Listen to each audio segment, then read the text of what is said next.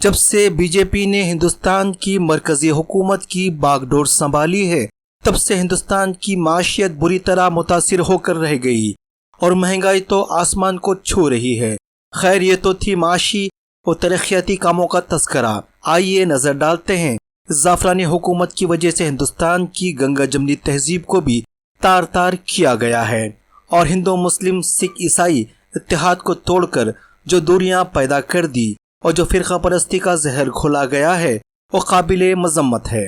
बिलखुसूस दलित और अक़लियती तबके के साथ नाइंसाफ़ी, जिसकी एक झलक आप रियासत कर्नाटक में देख सकते हैं, जहां अक़लियती तबके के रिजर्वेशन को बर्खास्त करके अपने नापाक अज़ाइम का मुजाहरा किया है, जिसके बाद अक़लियती तबके में बेचैनी की लहर दौड़ गई और सेकुलर जमातें और उनके कायदीन हरकत में आते हुए मुजाहरे करने लगे, जिसकी एक झलक आप गुलबर्गा की सरजमीन पर देख सकते हैं, जहां अक़लियती तबके का 4% रिजर्वेशन ख़त्म करने पर SDPI गुलबर्गा ने मौलाना आज़ाद नेशनल चौक दरगाह रोड पर ज़बरदस्त धरना दिया और अक़लियती तबके के खिलाफ होने वाली बीजेपी की नापाक साजिशों के खिलाफ शदीद तनकीद करते हुए कहा है कि आने वाले इंतखाबात में अवाम बीजेपी को शिकस्त देकर धूल चटाएगी। तो ये देखते हैं कर्नाटक की सरजमीन गुलबर्गा में एहतजाजी मुजाहरे और देखते हैं कि हुकूमतें भगवा तहरीकों के इशारे पर कैसे काम करती है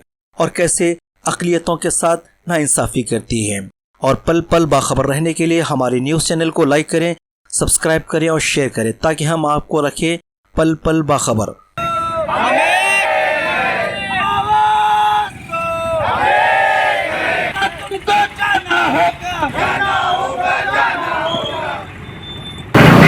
जी देखिए, मैं समझती हूँ कि जो बम्बई गवर्नमेंट ने ये रिजर्वेशन मुसलमानों का ख़त्म किया है, तो 4% रिजर्वेशन था मुसलमानों का, ये 4% ऑलरेडी बहुत कम रिजर्वेशन था, क्योंकि सेंट्रल और स्टेट गवर्नमेंट की जितनी भी कमेटी और कमीशंस बने हुए हैं, उनकी सर्वे रिपोर्ट और उनका डेटा कलेक्शन और उनका ज़मीनी सतह पे रिकॉर्ड जो था, जब वो गवर्नमेंट के सामने प्रेजेंट किया गया तो ये बात सामने आई, आज नहीं, ये 1980 से चला आ रहा है मामला कि मुस्लिम जो है वो बैकवर्ड कम्युनिटी है, most backward community in terms of society, in terms of economics and even also in education and health facilities. मतलब हमें प्रॉपर सोशल फैसिलिटीज़ जो है वो भी नहीं मिलती हैं माशरे में।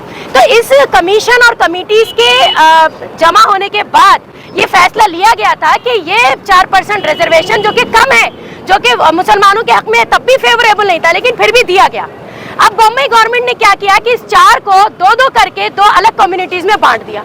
जिन कम्युनिटीज़ को दिया गया उसमें से खास तौर से लिंगायत वाले जो हैं और जो वकील गांस है, उन लोगों ने बोला है कि हम इसको एक्सेप्ट नहीं करेंगे, क्योंकि जिनका ज़मीर जिंदा होता है, जो मुर्दा नहीं होते, जाहिर सी बात है वो किसी के सर पे पैर रख के रोटी खाना नहीं चाहेंगे, किसी के पेट पे लात मार के रोटी नहीं खाना चाहेंगे। तो हमें बहुत इस बात की खुशी हुई है कि अभी हमारे हिंदुस्तान में लोग जो है, कौम जो है और दूसरी कम्युनिटीज जो है वो जिंदा है और वो समझती हैं कि इस मुल्क की सरजमीन पे पैदा होने वाले हिंदू मुसलमान होने से पहले भाई भाई हैं।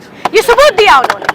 लेकिन इस बात की शर्म आनी चाहिए बीजेपी गवर्नमेंट को कि जो ना कि सिर्फ क्या कहते हैं इंसानियत से गिरी हुई हरकतें कर रहे हैं, बल्कि ये जिस तरीके से मुसलमानों के पेट पे लात मार रहे हैं और ये चाह रहे हैं कि मुसलमान इतना ज्यादा कमजोर और पसमानदा कर दिया जाए कि उसकी आवाज तकरीबन खत्म हो जाए, यानी ये रोटी छीनने वाली बात है। मैं समझती हूँ कर्नाटका के लिए ये एक ऐसा हादसा साबित होना चाहिए कि अब बीजेपी की सफाई होनी बहुत जरूरी है।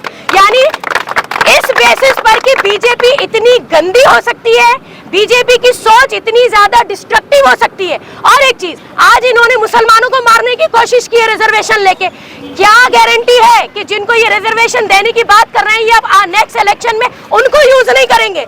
ये हमेशा एक एक करके हर कम्युनिटी को अपने हक के लिए यूज करते रहेंगे। इनका काम है दूसरों की खबरों पर अपने महल बनाना।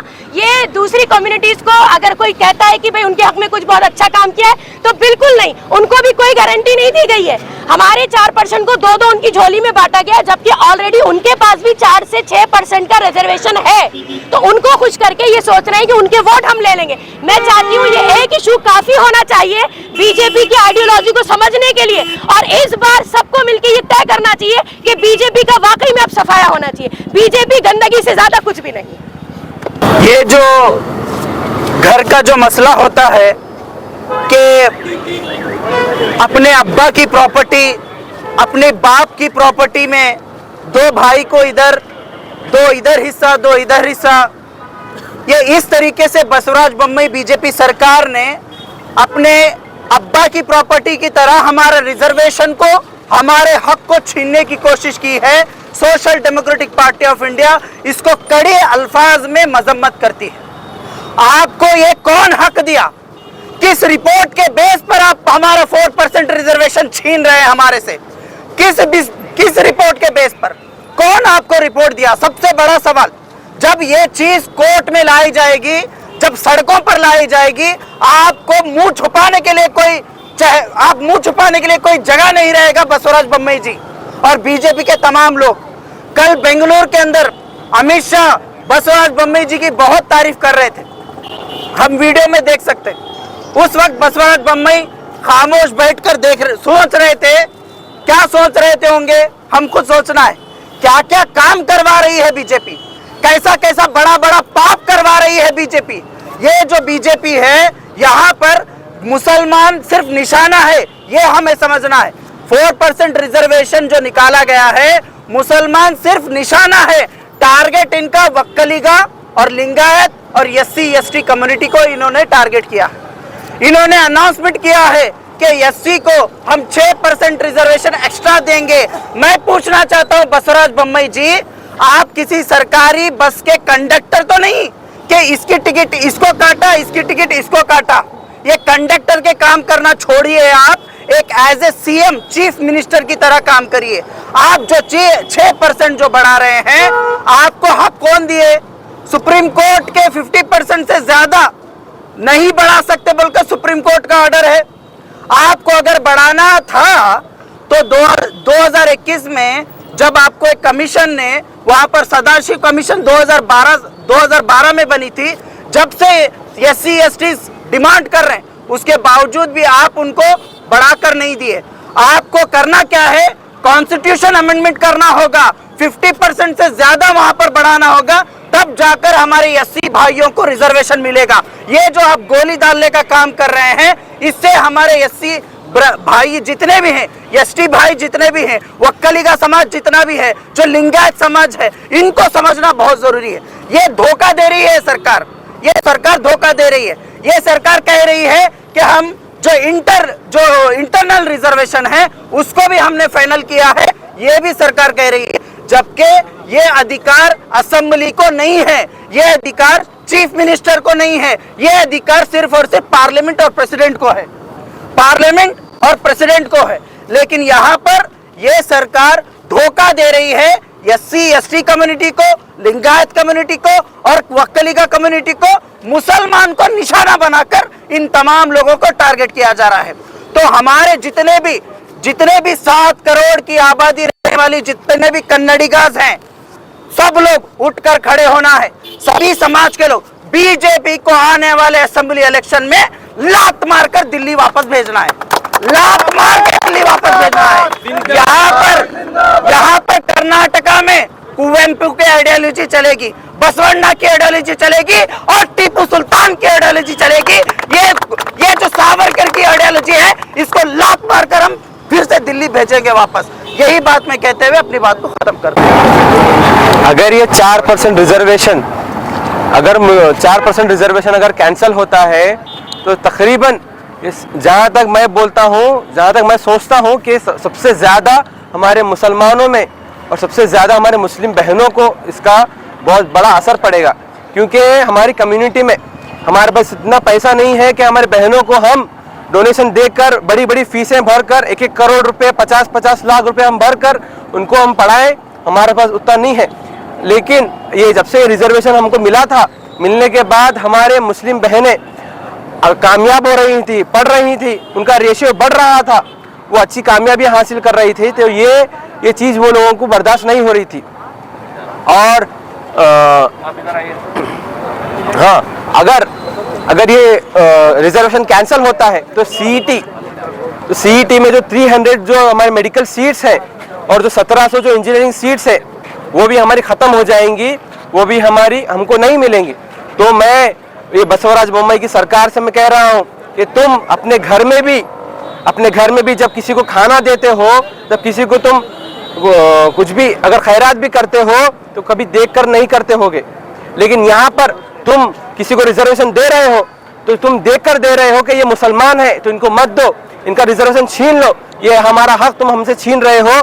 लेकिन हम भी तुमको बताएंगे, हम रोजे की हालत में हम रहकर यहाँ पर प्रोटेस्ट कर रहे हैं, हमारी पार्टी एहतजाज कर रही है, पूरे कर्नाटक भर में हम एहतजाज कर रहे हैं। हम बसवराज बोम्मई की सरकार को, अमित शाह को और भारतीय जनता पार्टी को हम बताना चाह रहे हैं कि हमारा रिजर्वेशन तुम अगर छीनोगे तो हम उसको वापस लेना भी जानते हैं, हम एहतजाज करना भी जानते हैं और हम हमारा हक लेकर हम दिखाएंगे लोगों को। हम ये मुसलमानों को ये भी नहीं मालूम कि ये रिजर्वेशन के दायरे में आज कुछ लोग पढ़ रहे थे जो उनको गवर्नमेंट सीट मिल रही थी और कुछ वो परसेंटेज की वजह से गवर्नमेंट जॉब मिल रहा था। ये जो सरकार, ये जो हरकत ये मुसलमानों के, गरीबों के ऊपर, बच्चों के ऊपर और जो जॉब करने वालों के ऊपर जो करी है, ये गुलबर्गा के लिए और कर्नाटक के लिए सेम है। ये इसी तरीके से एक्सप्लेन कर पूरे कर्नाटक में एसडीपीआई ने इसको एक बहुत पुरजोर तरीके से एक हंगामी हालत में पूरे कर्नाटक के मुसलमानों के लिए जो रिजर्वेशन के बारे में किया है, उसके बारे में पूरे स्टेट में एक प्रोटेस्ट हो रहा है। हमें यकीन है कि ये आगे जाकर स्टैंड नहीं होता, ये रिजर्वेशन हमको मिलता है, लेकिन वो मिलता इस हालत में नहीं। हम एसी में बैठकर दुआ करें तो नहीं मिलता, हम कहीं तो जाकर कोई लीडर की अगर चापलूसी करे तो नहीं मिलता। हमारी सोच ये रखती है, हम आज ये रिजर्वेशन जिस दिन रात में 8 बजे कैंसिल किया गया, मुझे ये फील होता है कि कर्नाटक के पूरे मुसलमान ऑल